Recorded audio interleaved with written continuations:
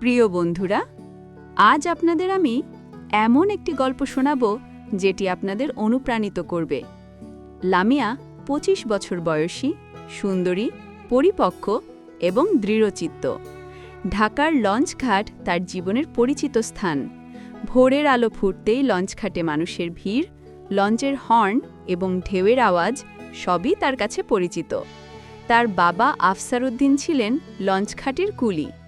কঠোর পরিশ্রম, সততা এবং নিয়মিত জীবনচর্চা এইসবের মধ্য দিয়েই লামিয়ার জীবন গড়ে উঠেছে।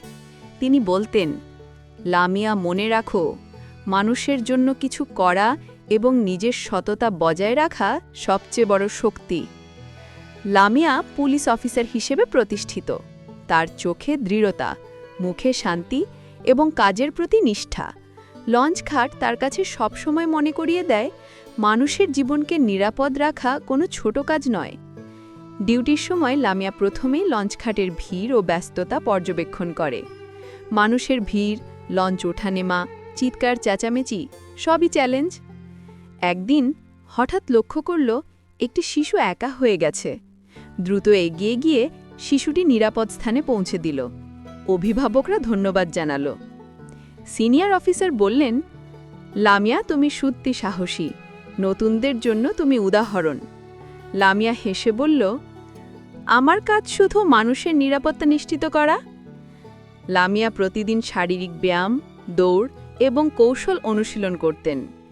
পুলিশি কাজ মানে শুধু সাহস নয়, ফিটনেস ও সতর্কতাও প্রয়োজন। বাবা আফসার উদ্দিন প্রতিদিন তার পাশে থাকতেন। একদিন বললেন, লামিয়া, মনে রাখো, সাহসী হওয়া মানেই শক্তিশালী হওয়া নয়। ধৈর্য, কৌশল এবং সঠিক সিদ্ধান্ত গ্রহণ সবসময় কাজে লাগে। লামিয়া বলল, বাবা, আমি চাই প্রতিটি মুহূর্তে মানুষকে নিরাপদ রাখতে পারি। শহরের বড় চোর গ্রুপ লঞ্চঘাটে সক্রিয়। লামিয়া এবং তার টিম রাতভর পরিকল্পনা করল। চোরেরা লঞ্চে প্রবেশ করল। লামিয়া সতর্কভাবে পদক্ষেপ পর্যবেক্ষণ করল। সাহস, কৌশল এবং ধৈর্য সব মিলিয়ে চোরেরা ধরা পড়ল। স্টেশনে ফিরে সিনিয়র অফিসার বলল, দেখছ, তুমি নেতৃত্ব দিতে পারছো। লামিয়া উত্তর দিল, মানুষদের নিরাপত্তা সব সময় প্রথম। একদিন স্কুলের পাশে কয়েকজন শিশু হারিয়ে গেছে। লামিয়া দ্রুত তাদের খুঁজে ফিরিয়ে আনল।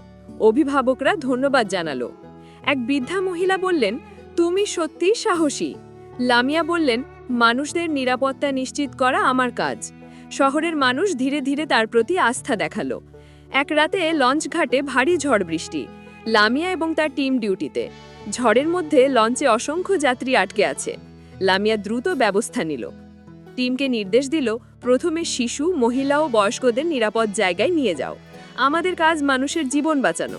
রাতভর কাজের পর মানুষ ধন্যবাদ জানালো। লামিয়ার মন উদ্দীপিত হলো। শহরের সবচেয়ে বড় চোর গ্রুপ আবার সক্রিয়।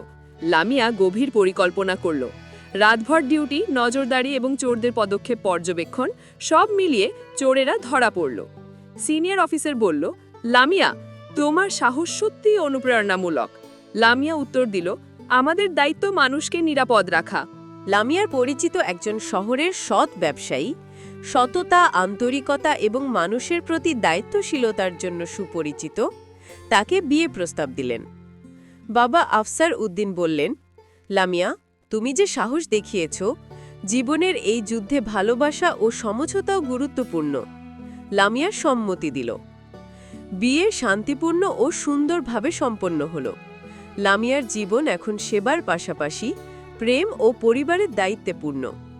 বিয়ের দিন লামিয়া লঞ্চ ঘাটের পাশে দাঁড়িয়ে ভাবল, আমি যে কুলি পরিবারের মেয়ে, আজ পুলিশ অফিসার। মানুষের সেবা, ন্যায় প্রতিষ্ঠা এবং ভালোবাসার মিলিত জীবন, এটাই আমার আনন্দ।